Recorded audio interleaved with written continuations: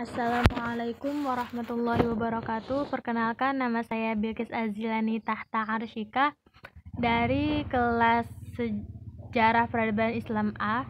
Di sini saya akan mempresentasikan mata kuliah Sejarah Peradaban Islam Klasik yang berjudul Khulafaur Rasyidin, di mana di sini saya akan membahas tentang pengertian apa itu Khulafaur Rasyidin, lalu siapa saja yang pernah menjabat sebagai khalifah pada masa Khulafaur Rasyidin, dan kemajuan apa yang pernah dicapai pada masa Khulafaur Rasyidin. Ya, kita akan melanjut materi yang pertama, yaitu pengertian Khulafaur Rasyidin. Apa sih pengertian Khulafaur Rasyidin itu? Tentu ada orang yang belum tahu. Di sini saya akan paparkan dan saya akan mereview ingatan para pendengar dan terutama saya juga yang mempresentasikannya, yaitu Khulafaur Rasyidin terdiri dari dua kata, yaitu khulafa dan ar-rasyidin, di mana khulafa yang berarti pengganti dan ar-rasyidin yang artinya mendapat petunjuk. Menurut istilah Khulafaur Rasyidin artinya pemimpin pengganti Rasulullah yang mendapat petunjuk. Lalu tugas Khulafaur Rasyidin itu apa? Nah, tugasnya ialah mengambil alih kepemimpinan Rasulullah, yaitu mengatur dan menyelesaikan masalah-masalah kenegaraan dan perselisihan dalam agama. Jadi, jika ada perselisihan di tengah-tengah masyarakat tentang suatu hukum, maka akan dibawa kepada khalifah untuk ditanyakan solusi dari masalah tersebut. Nah, kalau kita ngebahas Khulafaur Rasyidin, pasti kita ngebahas juga apa sih khalifah, apa sih khulafa. Apa sih khulafa, apa sih khalifah? Nah, khulafa itu bisa dibilang itu posisi yang diduduki oleh seseorang, sedangkan khalifah adalah orang yang menduduki posisi tersebut. Nah, pada masa pemerintahan Khulafaur Rasyidin itu ada 4 orang khalifah yang duduk sebagai pemimpin, yaitu yang pertama Abu Bakar As-Siddiq, yang kedua Umar bin Khattab, yang ketiga Utsman bin Affan, dan yang keempat Ali bin Abi Thalib. Kita lanjut ke slide berikutnya. Ya, slide selanjutnya itu 1, Abu Bakar As-Siddiq. Sebelum masuk Islam, dia memiliki nama asli, yaitu Abdullah bin Quhaifah At-Tamimi, atau yang dikenal dengan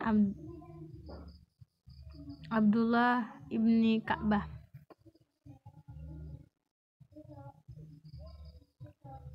Yang setelah masuk Islam, namanya diganti oleh Rasulullah menjadi Abu Bakar As-Siddiq.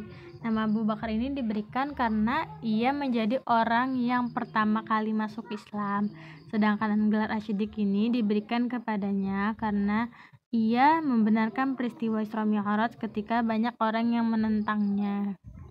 Ketika Rasulullah SAW wafat, umat Islam kebingungan tentang siapa yang akan menjadi pemimpin bagi mereka ketika Rasulullah wafat ini, gitu kan. Akhirnya kaum Ansor dan Muhajirin pun berkumpul di Bani Saidah. Di situ mereka bermusyawarah tentang siapa yang akan menjadi pengganti Rasulullah.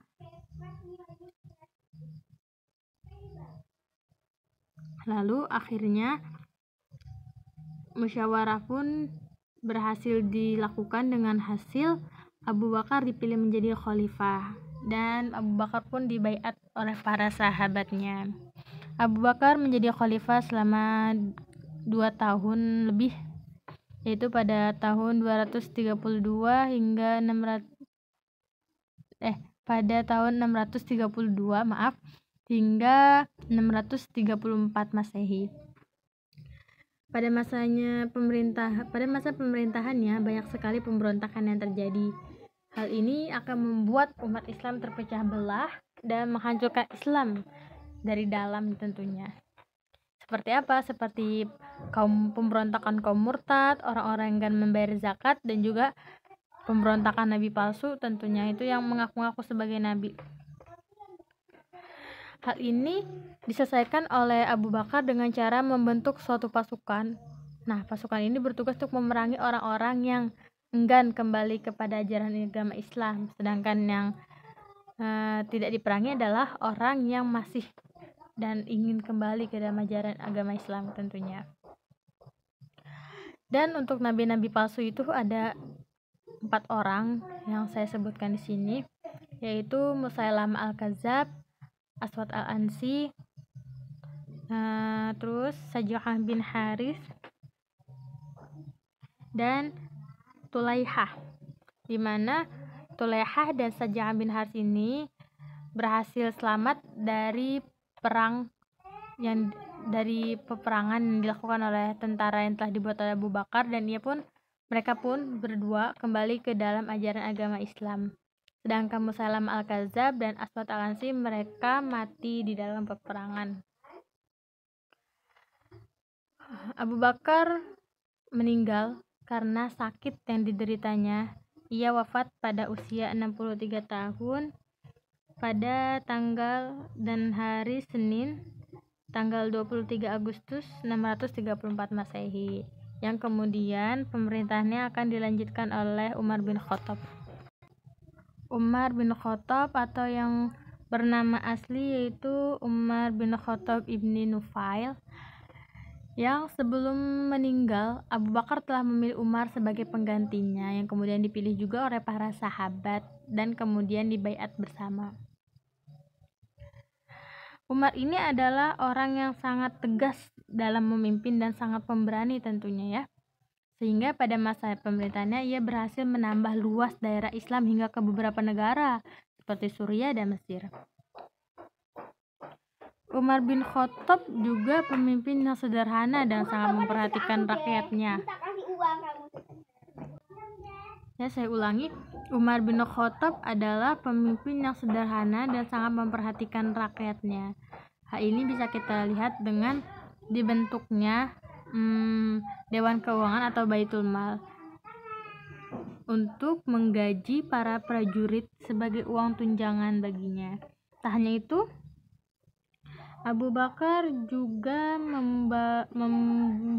membentuk lebih tepatnya katanya ya, Dewan Keamanan atau Asyurtah dalam bahasa Arab, dan Dewan untuk mencari calon selanjutnya yaitu Dewan Syura.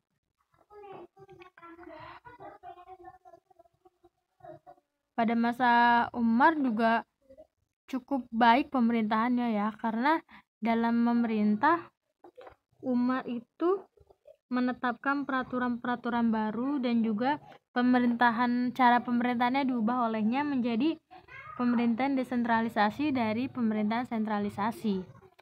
Umar bin Khattab itu wafat karena dibunuh oleh seorang budak yang bernama Abu Lu'lu'ah ketika ia hendak sholat subuh.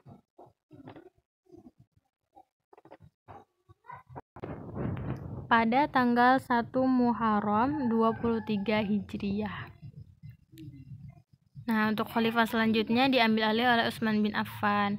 Utsman bin Affan merupakan menantu Rasulullah Shallallahu Alaihi Wasallam, karena Utsman ini pernah menikah dengan putri Rasulullah. Nah, ketika telah meninggal istri pertamanya ini, ia dinikahi lagi oleh Rasulullah oleh putrinya yang lain, sehingga ia memiliki julukan yaitu Zunnur Aini, yang artinya pemilik dua cahaya.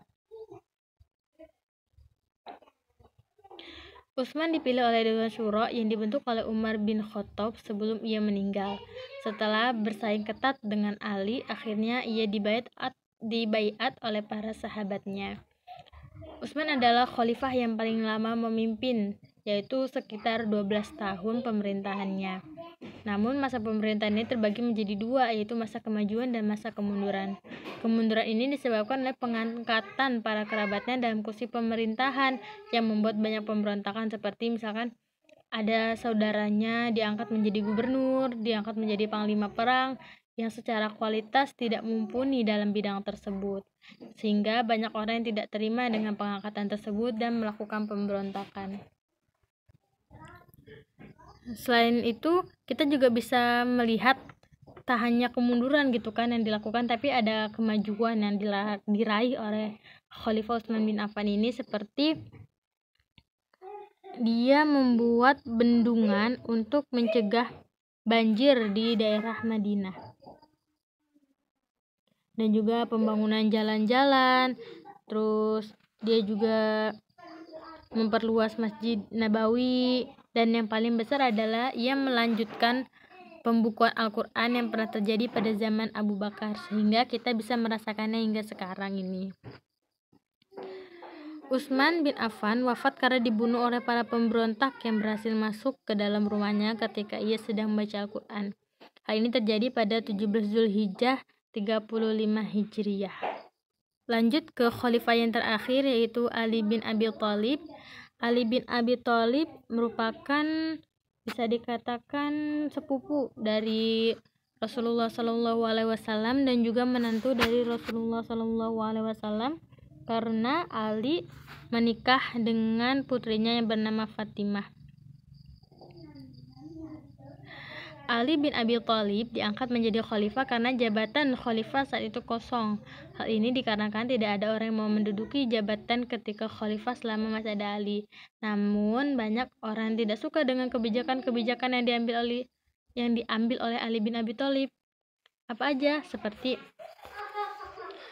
kebijakan yang, sebelum kita beralih ke kebijakan, kita sampaikan dulu bukan pemberontakan sih, kayak perlawanan yang dilakukan oleh para sahabat kepada Ali, seperti yang dilakukan oleh sahabat Thalhah dan Zubair serta istri dari Rasulullah SAW, yaitu Siti Aisyah, di mana mereka semua menuntut balas dendam atas kematian Khalifah Utsman bin Affan. Di mana bukannya Ali tidak mau mencari, bukannya Ali ini tidak mau mencari siapa yang membunuh Utsman, tapi dikarenakan banyaknya orang yang melakukan pemberontakan sehingga susah untuk menemukan pelakunya, dan diperkirakan tidak hanya satu orang yang melakukan itu, tapi banyak orang yang tersebar di berbagai daerah. Akhirnya bukan perperangan, tapi pemberontakan, kayaknya yang lebih tepat itu pemberontakan yang dilakukan oleh Siti Aisyah, Thalhah, dan Zubair ini berakhir kepada perang yang biasa kita kenal dengan perang Jamal. Dimana kenapa dinamai perang Jamal? Karena ketika itu Siti Aisyah menaiki unta untuk berperang. Nah, terus ada kebijakan yang diambil oleh Ali yang tidak membuat keluarga Utsman ini senang, karena kebanyakan kebijakan ini menjatuhkan keluarga Utsman, seperti mengambil kembali tanah dan hibah yang diberikan kepada keluarga Utsman bin Affan, dan juga mengganti para pejabat yang kurang cakap yang kebanyakan berasal dari Khalifah Utsman bin Affan. Hal ini pun dimanfaatkan oleh Muawiyah yang juga sebenarnya mengincar jabatan sebagai khalifah untuk melakukan banding, ya bahasanya gitu kan. Muawiyah ingin berperang gitu melawan Ali, dan akhirnya pun itu terjadi yang kemudian kita kenal dengan perang Siffin. Tapi Muawiyah ini cerdik, ketika posisinya mulai terdesak ia meminta damai dan dilanjutkan dengan perundingan atau tahkim yang membuat kelompok Ali terpecah belah menjadi Syiah dan Khawarij. Ali pun terbunuh oleh salah seorang yang bernama Ibnu Muljam. Ia adalah seorang Khawarij. Ali wafat pada tanggal 24 Januari tahun 661 Masehi. Ali ini adalah khalifah yang paling sebentar dalam menjabat, hanya sekitar beberapa bulan saja. Pada masa Khulafaur Rasyidin ini banyak sekali kemajuan yang dilakukan. Seperti apa? Di sini disebutkan kontribusi masa Khulafaur Rasyidin dalam peradaban Muslim. Pengembangan agama Islam yang dilakukan pemerintahan Khulafaur Rasyidin dalam waktu yang relatif singkat telah membuahkan hasil yang gemilang, yaitu ekspansi ke negeri-negeri yang jauh dari pusat kekuasaan dalam waktu tidak lebih dari setengah abad, merupakan kemenangan menakjubkan dari suatu bangsa yang sebelumnya tidak pernah memiliki pengalaman politik yang memadai. Maksudnya ini, jadi Islam Arab itu adalah negara berkembangnya Islam untuk pertama kalinya, di mana pengalaman politik di sana tidak memadai gitu kan. Secara politik mereka sangat awam dengan politik. Namun setelah adanya Islam, masyarakat Arab ini menjadi bangsa yang maju, dan Islam pun menjadi agama yang berkembang pesat hingga sekarang. Hal ini juga tidak jauh dari sifat-sifat yang dipegang kuat oleh para khalifah, yang sebenarnya setiap khalifah itu memiliki sifat yang berbeda-beda, tentunya tidak sama antara satu dengan yang lain. Nah, keberhasilan para khalifah ini tak luput dari prinsip-prinsip yang dipegangnya, seperti menegakkan keadilan untuk seluruh rakyat, kekuasaan undang-undang di atas kekuasaan pemerintah, dan juga musyawarah dalam mengambil keputusan. Dan ada juga faktor yang menyebabkan ekspansi, sehingga penyebaran agama Islam itu meluas ke berbagai negara hingga penjuru dunia bahasanya ya. Yaitu satu, Islam di samping merupakan ajaran yang mengatur hubungan manusia dengan Tuhan, Islam juga agama yang mementingkan sosial pembentukan masyarakat, sehingga banyak orang yang merasa ingin masuk Islam karena ia tuh diperhatikan di dalam agama Islam itu. Kedua, dalam dada para sahabat Nabi tertanam keyakinan yang sangat kuat tentang kewajiban menyerukan ajaran-ajaran Islam ke seluruh penjuru dunia. Jadi para sahabat itu tahu akan pentingnya dakwah untuk menyebarkan kebenaran ke seluruh penjuru dunia. Ya, mungkin itu saja yang bisa saya sampaikan. Oh, ini masih ada lagi, yaitu sebelum saya tutup, ini saya ada sedikit gambaran tentang bukti pembangunan dan perkembangan pada masa Khulafaur Rasyidin. Yang pertama ini adalah gambar Masjid Nabawi di Madinah. Nah, masjid ini dibangun pada masa Rasulullah SAW ketika hijrah ke Madinah, dan dikembangkan lagi pada masa Utsman bin Affan. Nah, di sebelahnya ini ada gambar Al-Quran, di mana Al-Quran ini sebelumnya tidak berbentuk seperti ini, melainkan lembaran-lembaran yang terpisah-pisah, namun dikumpulkan pada masa Abu Bakar As-Siddiq dan dilanjutkan pada masa Khalifah Utsman bin Affan. Mungkin itu saja yang dapat saya sampaikan, kurang dan lebihnya mohon dimaafkan. Billahi taufiq wal hidayah. Wassalamualaikum warahmatullahi wabarakatuh. Terima kasih.